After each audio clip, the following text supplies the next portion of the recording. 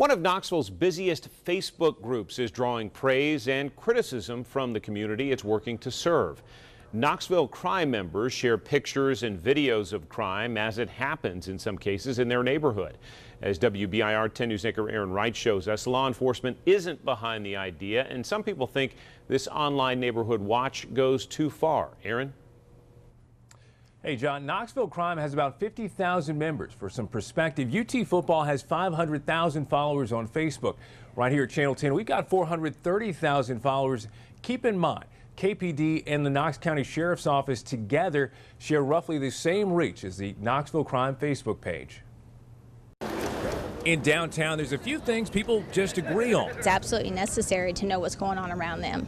I mean, it's just not something for me. There's no bad coming from it. The Facebook page Knoxville Crime isn't one of them. A tractor trailer was hit by a car. From his home, John Messner manages the online community. Now, they chased this guy for about 2 hours over around Ridgebrook, and he actually fell asleep during the manhunt. Messner has worked as a freelance photographer for the Knoxville News Sentinel, covering some of the region's biggest crime stories. Now, these are some shots where one of the KPD cadets got in a shooting and then skipped. That passion for delivering news as it happens is the driving force behind the group's growth from a Yahoo message board to 51,000 members. If you break into a store and get caught on video, we can put your picture up there, and sometimes within a matter of minutes, people will say, well, I know who that person is. Messner credits the group's popularity to their ability to cover local news that doesn't always get picked up by media outlets. If it's a major shooting or a robbery, a lot of times the mainstream media will cover that. But people want to know about the cars that are being stolen. They want to know about the houses being broken into in their neighborhood.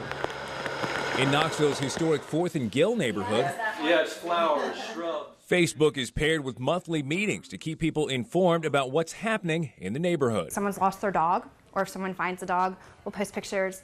That way, hopefully it can get reunited with its owner. The group doesn't post about crime on their public page, but keeps that info private in a resident-only page. When the focus is only on criminal activity, that can really detract from all the many wonderful things that our neighborhoods and that our city has to offer. Across our region, there's a number of groups dedicated to tracking neighborhood crime. The difference between these groups and law enforcement representing state, local, and federal authorities, their size and their content.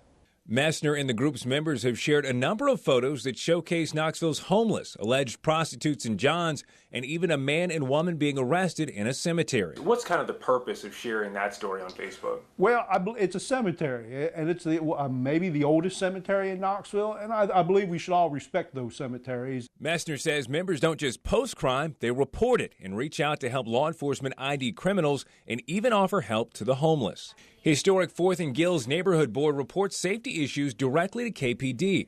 When asked about Knoxville crime, the Knox County Sheriff's Office said, quote, "A lot of time the information is not factual, and that makes the page dangerous." Messner says his aim is to help law enforcement. Our intentions is never to interfere with police or hinder their investigations, but we're living in a time now where news travels at the speed of light. Everything's done in real time. And armed with a scanner, camera, and computer, Messner pledges to continue that work. We reached out to the Knoxville Police Department for comment on this story. They declined. 4th and Gill neighbors say the most important thing people can do when crime happens is to always file a police report. The Knoxville Crime Facebook page is a private group, and we're posting a link to find them online with this story. John, back to you. Aaron Wright with the story.